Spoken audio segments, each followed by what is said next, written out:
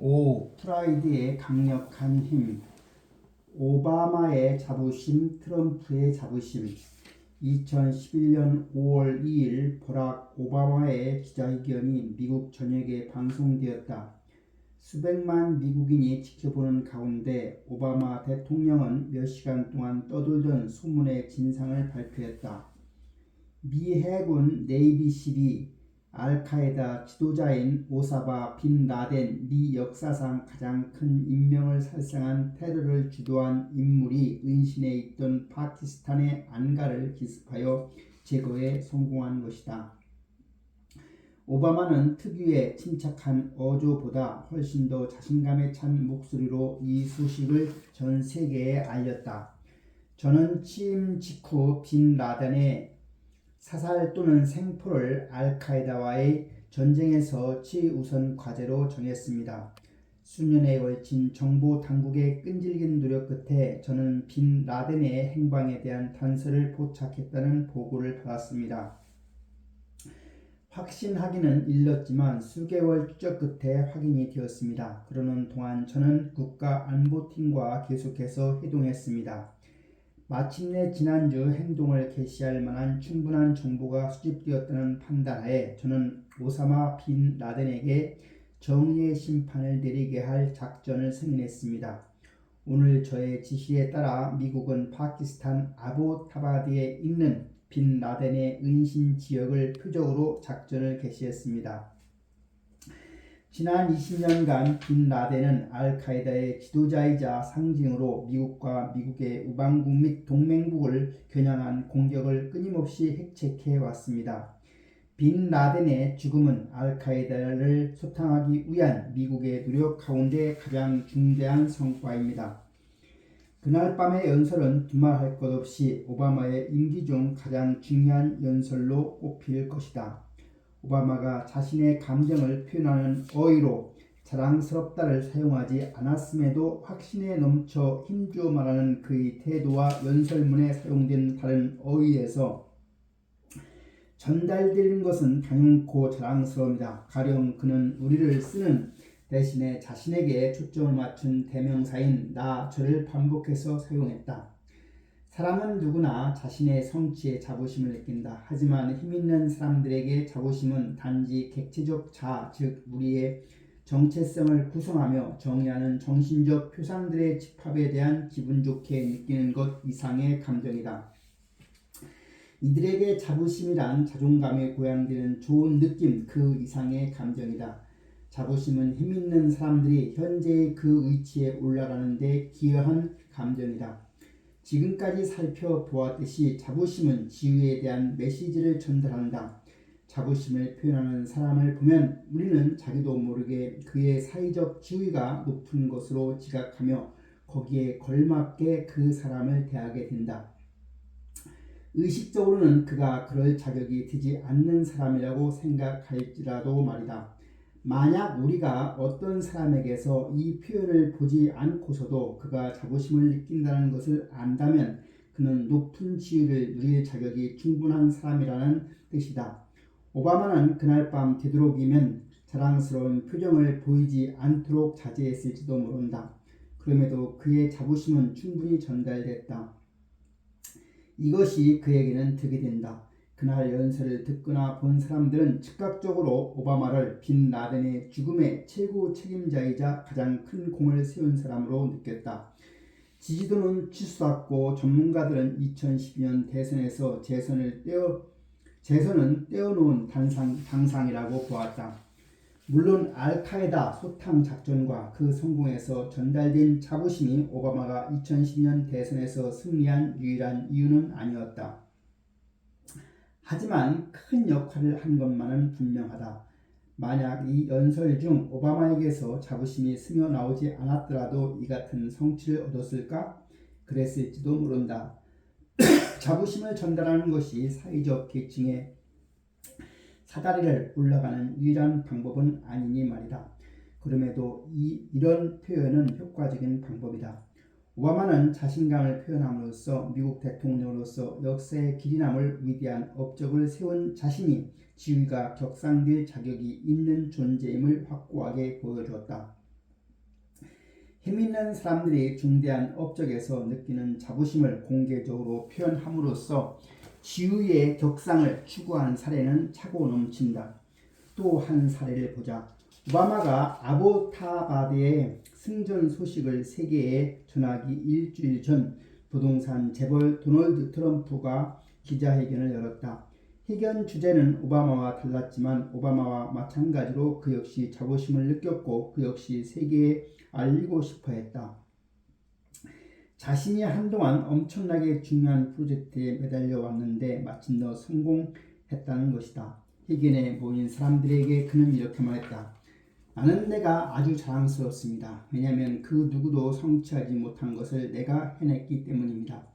방금 소식이 들어왔어요. 우리 대통령께서 드디어 출생증명서를 공개했군요. 트럼프와 오바마는 여러 방면에서 닮은 점이 많다. 이 기자회견이 있던 시점에 두 사람은 모두 고위 지도자였다. 오바마는 세계에서 가장 강한 나라의 대통령이었고 트럼프는 부동산과 호텔, 골프장, 독점 판매 TV 프로그램 등을 주요 사업으로 하는 거대 복합 기업으로 순자산 규모가 29억 달러가 넘는 트럼프 그룹의 CEO이자 회장이었다. 그리고 두 사람 모두 자부심 덕분에 그러한 높은 지위에 도달할 수 있었다. 자부심을 사람들에게 보여줌으로써 자신들이 지도자감이라는 것을 세계에 알린 것이다. 자부심을 느끼고자 하는 욕구가 그들을 현재의 자신이 되도록 이끈 힘이었다. 하지만 알다시피 자부심은 하나로 규정되는 것은 아니다.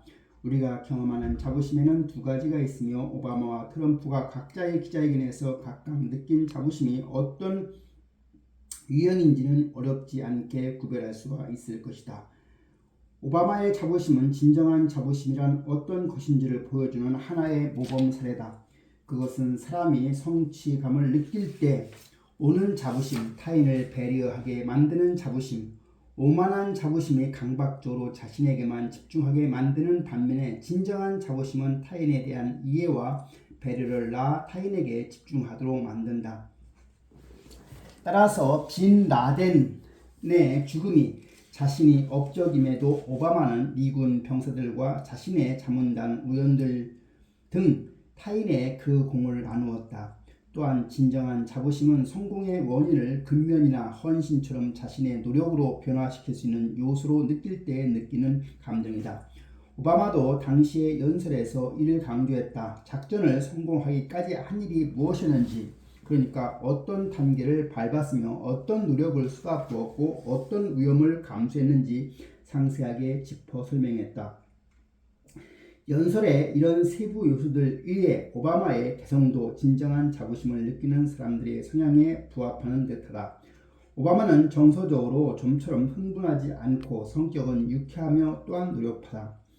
이러한 요소들을 고려할 때 오바마가 그날 경험한 감정은 진정한 자부심이었다고 추정할 수가 있다. 한편 트럼프는 어떤 자부심을 경험했을까? 그는 오바마와 달리 자신의 성취를 다른 사람의 공으로 돌리려 들지 않았다. 아닌 게 아니라 그는 자신이 이뤄낸 것은 다른 사람은 결코 할 수 없는 일이었음을 분명히 했다. 다른 어떤 사람의 공로도 아니라는 것이다. 트럼프의 자부심은 상당히 극단적으로 느껴지는데 그 업적이라고 하는 것이 과연 유익한지 미심쩍은 상황을 볼 때 더더욱 그렇다. 오바마 정부가 이미 몇 년 전 하와이 당국이 발급한 간이 출생증명서를 공개했을 뿐만 아니라 오바마의 출생지나 국적에 의문을 제기할 논리적 근거가 하등없었기 때문이다. 하지만 이런 식의 과장된 태도가 트럼프 자신에게는 유별날 것도 없는 일이다. 그는 막대한 재산과 사업가적 수완으로 유명할 뿐만 아니라 이에 대해 거침없이 자랑하는 허풍스러운 태도 자체로도 유명하다.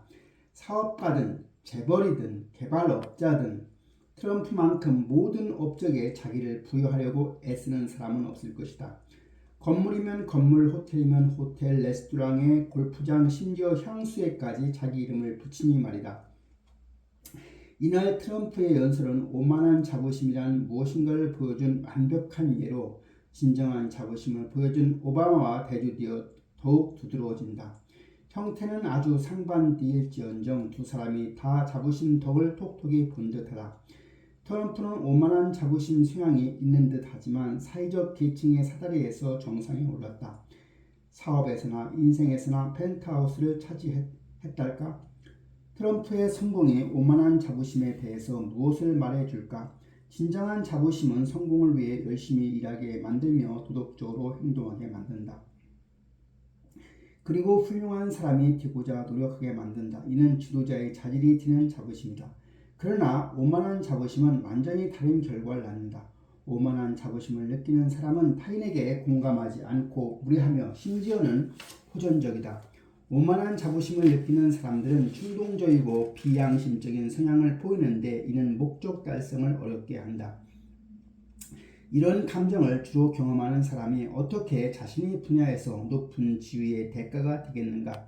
과연 도널드 트럼프는 그런 감정의 힘을 통해 현재의 지위에 올랐을까? 이 물음의 답을 구하기 위해서는 한 걸음 물러나 사람들이 어떻게 높은 지위를 획득하는가를 다루는 지위 획득 심리학을 탐구할 필요가 있다.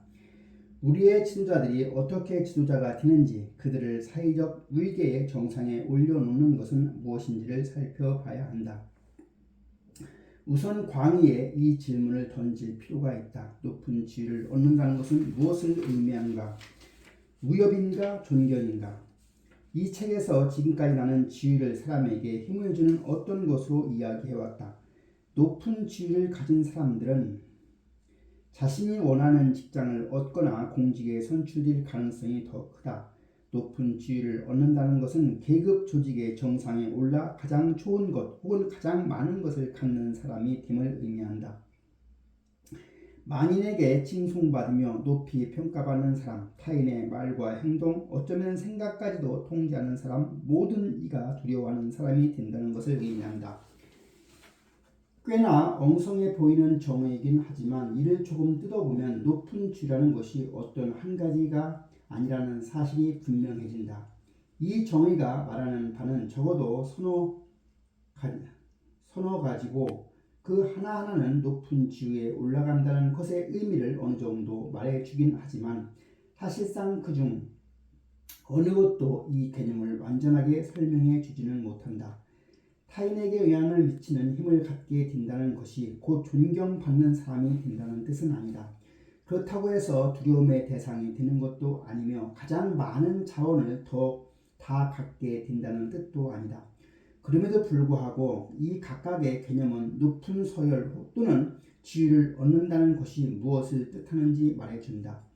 이처럼 사회적 지위도 자부심과 마찬가지로 생각보다 훨씬 복잡한 개념이다. 하지만 자부심과 달리 지위에 관해서는 다양한 연구가 이루어져 있다.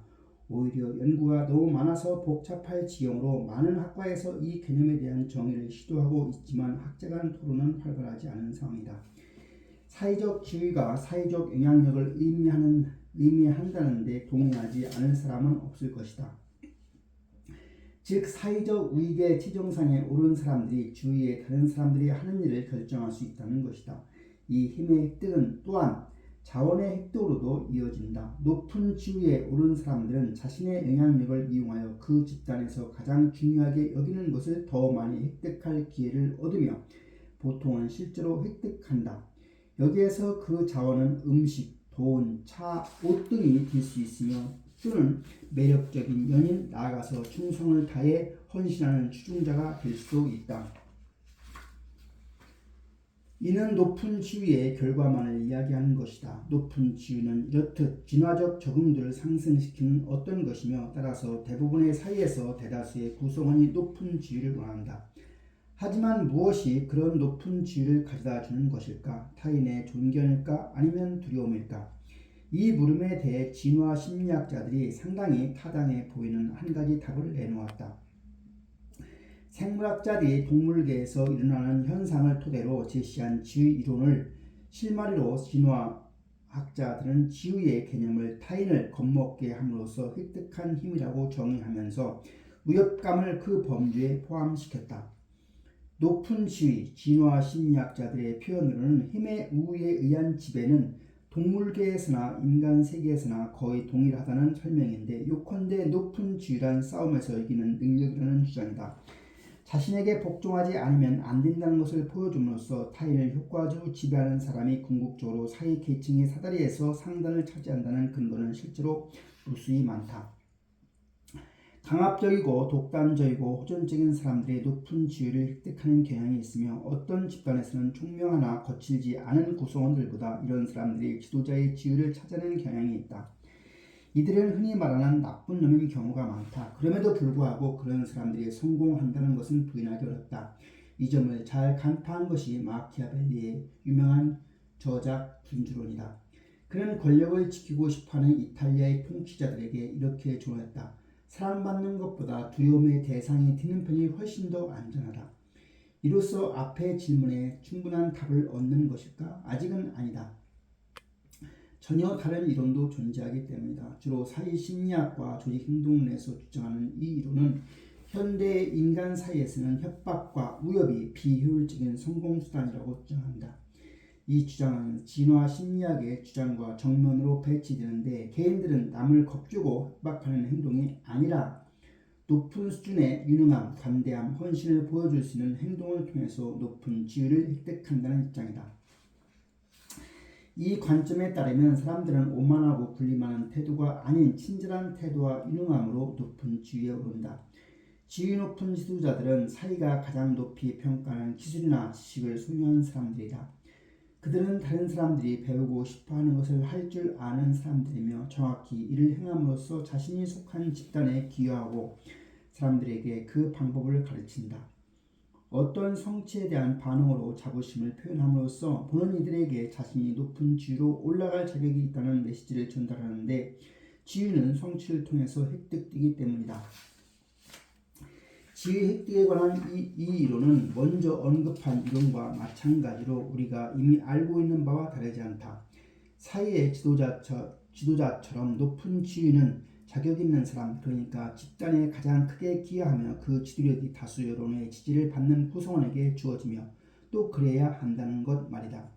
이런 방식의 지위 할당 제도는 가장 유능한 지도자에게 책임을 맡길 수 있을 뿐만 아니라 제도적으로 공정성과 적법성을 부여하여 위계 질서의 안정을 가져오고 하층부에서 발생할 수 있는 봉기의 위험을 예방하는 이점이 있다. 이 주장을 뒷받침하는 실증적인 연구가 있는데 사람들의 눈에 유능하고 지혜롭고 관대하며 사회에 헌신하는 것으로 보이는 사람일수록 사회에 큰 영향을 미치는 것으로 나타났다.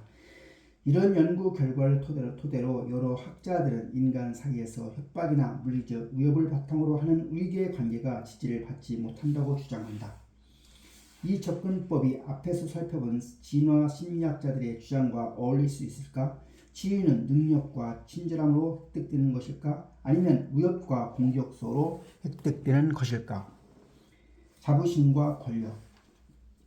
2001년 진화 인류학자 조지프 헨리히와 프랜시스코와 길 화이트는 지위를 관대함, 배려심, 선함 등의 자질을 통해 획득하는 것으로 보는 관점과 이기심, 냉혹함, 악함 등의 자질을 통해 획득하는 것으로 보는 관점 간의 대립 지점을 해결할 방안으로 하나의 통합적 패러다임을 제안했다. 지위란 무엇이며 이를 어떻게 획득하는가를 설명하기 위한 가설 모델이었다. 이 모델은 수년간 전통적인 소규모 사이의 지위 변화를 관찰해 온 다른 인류학자들의 연구 결과를 토대로 삼았다. 그러한 소규모 공동체 가운데 가장 평등한 곳이라고 해도 사회적 관계의 줄기를 가르는 일련의 서열 제도는 있는 듯했다. 하지만 이 제도가 단순하게 하나의 무언가로 설명되는 경우는 드물었다. 많은 소규모 사이의 위계 구조를 보면 대체로 두 가지 원리가 적용되는 것으로 보였다. 그중 하나가 힘의 우위에 의한 지배다. 타인을 겁먹게 하고 조종하고 협박함으로써 높은 지위를 획득하는 방식 말이다. 다른 하나는 신망으로 기술과 유능함, 지혜를 보유함과 더불어 그러한 능력에서 발생한 이익을 기꺼이 타인과 나누고자 하는 태도를 보여줌으로써 높은 지위를 획득하는 방식이다. 이를테면 아마존의 소규모 사이인 치만의 부족 공동체에서는 덩치가 크고 힘센 사람, 다시 말해 타인에게 위협이 되며 두려움을 일으킬 수 있는 사람에게 높은 지위가 주어지지만 덩치와는 상관없이 사냥 기술이 뛰어나면서 포획물에서 나온 고기를 너그럽게 나눠줄 줄 아는 사람도 높은 지위를 얻는다. 돌이켜보면 이는 뻔한 소리로 느껴지기도 한다. 지위 획득 방식에 대한 상반된 두 이론이 있다. 그런데 둘 다 타당하다면 둘 다 옳을 수 있는 것 아닌가. 하지만 헨리와 길 화이트의 모델은 단지 뻔한 결과를 진술한 것이 아니었다. 그들은 수학자들이 정리를 유도할 때 쓰는 것과 동일한 방식으로 세밀하게 구성한 진화 이론의 논리로부터 이 모델을 유도했다. 그들이 세운 첫째 논거는 사람은 동물이다였다. 따라서 엄밀히 말하자면 다른 모든 동물과 마찬가지로 우리 종도 더 강한 사람, 즉 싸움에서 이길 능력이 있는 사람에게 권력을 부여한다고 봐야 할 것이다. 물론 오늘날 인간 사이에서는 몸싸움이 높은 지위를 차지하는 전형적인 방법은 아니지만 싸움이 반드시 물리적 싸움을 의미하지는 않는다. 상대방이 나를 때려 눕힐 것이라고 생각해야만 두려움이 일어날 것은 아니다. 직원에게 자신의 명령에 의문을 제기한다면 언제라도 해고하겠다고 위협하는 사장을 생각해보자.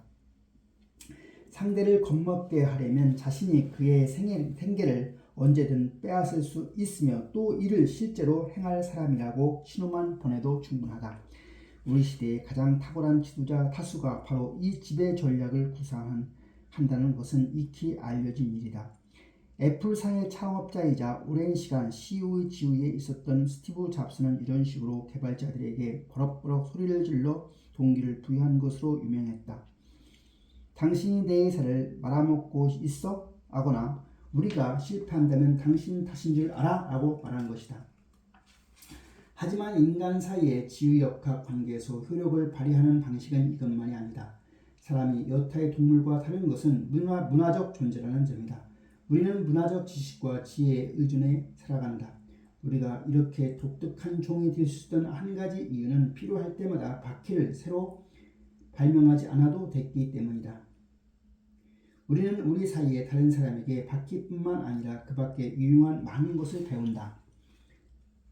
사회화된다는 것에는 살아남는 법에 관련해 사회에 직접된 지식을 배운다는 뜻도 포함된다. 헨리와 길 화이트가 연구한 소규모 사회에서는 카누 만드는 법, 세상의 열매가 열리는 곳, 출산 방법 따위가 이런 문화적 지식이다. 현대의 서구 사회에서 문화적 지식이라 하면 읽기, 기본 셈법, 돈을 지불하고 먹을 것을 사는 방법, 컴퓨터와 스마트폰 사용법 따위가 살아남는 법처럼 중요하겠지만 말이다. 사람에게는 자신이 속한 사회에 직접된 지식을 습득하는 방법을 찾는 것이 무엇보다 중요하다. 자기가 속한 사회에서 먹을 것을 구하는 법을 배우는 사람과 그렇지 않은 사람이 번식과 자원 획득에서 성공할 확률은 어떻게 될까? 결국 문화적 지식을 습득하는 것은 필수며 이는 인간이 진화해온 과정에서 기술이 뛰어난 사람 또는 지혜로운 사람으로부터 필요한 지식을 어떻게 얻을 것인지를 알아낸 사람들에게 분명한 적응적 이점이 있었다는 뜻이다. 헨리와 길 화이트는 이 오래된 문화적 지혜 모델을 신망으로 명명했다. 신망 있는 개인들은 집단 내에서 가장 힘세거나 가장 부유한 구성원이라기보다는 가장 똑똑하거나 가장 유능하거나 그 사이가 가장 중요하게 여기는 영역에 특히 정통한 사람이었을 것이다. 이 신망 있는 개인들로 하여금 그들이 알고 있는 것이나 획득한 이익을 사이와 나누게 하는 한 가지 방법은 바로 그들에게 권력을 주는 것이다.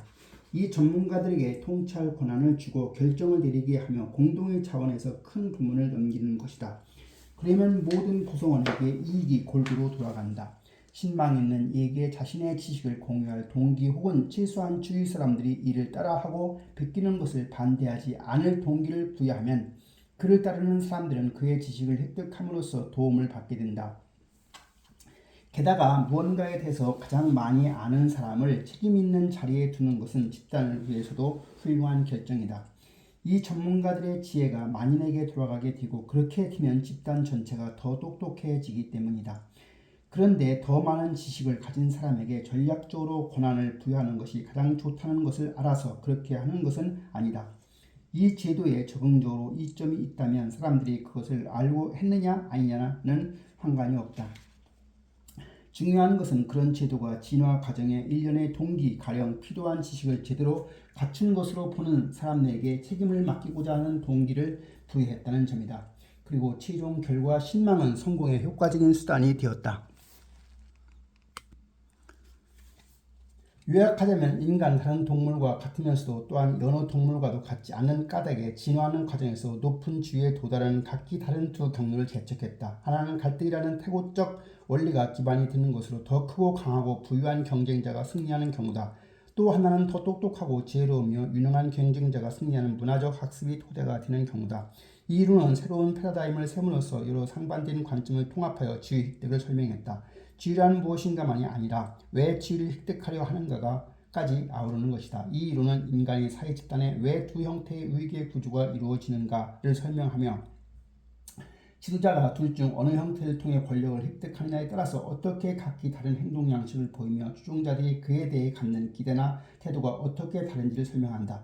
이 이론으로 볼 때 힘의 우위를 통해 권력을 얻은 지도자들은 집단의 나머지 구성원들에게 두려움의 대상, 어쩌면 심지어는 증오의 대상이 된다. 그들에게 지위는 추종자들이 자발적으로 선택해서가 아니라 달리 선택의 여지가 없는 것 같은 체념에 의해서 획득된다. 그 결과 그들의 높은 지위는 성난 대중에 의해 폐기될 위험에 항상 노출되어 있다. 이것이 파시즘 정권의 독재자들이 폭도를 즉시 처단할 준비가 된 값비싼 용병이나 가학적 성향의 측근으로 자신의 신변을 방어하는 이유다. 이런 권력은 지도자가 철권을 더 이상 휘두르지 못하면 지속될 수 없다. 오지의 마법사에서 정체가 발각되자마자 권위가 땅에 떨어져 버린 마법사가 그랬듯이 힘으로 지배하던 지도자가 효과적으로 두려움을 일으키지 못하게 되면 즉각 지위를 잃고 전락한다. 하지만 신망을 얻어 높은 지위를 획득한 사람이라면 미움받을 이유가 없으며 오히려 존경과 사랑의 대상이 된다. 이 개인들이 높은 지위를 얻는 것은 사람들이 따르고 싶어하며 기꺼이 그들에게 결정을 맡기고 싶어하기 때문이다. 신망 있는 지도자들이 더 관대하고 배려하며 공감할수록 그들이 가진 힘은 더 커진다.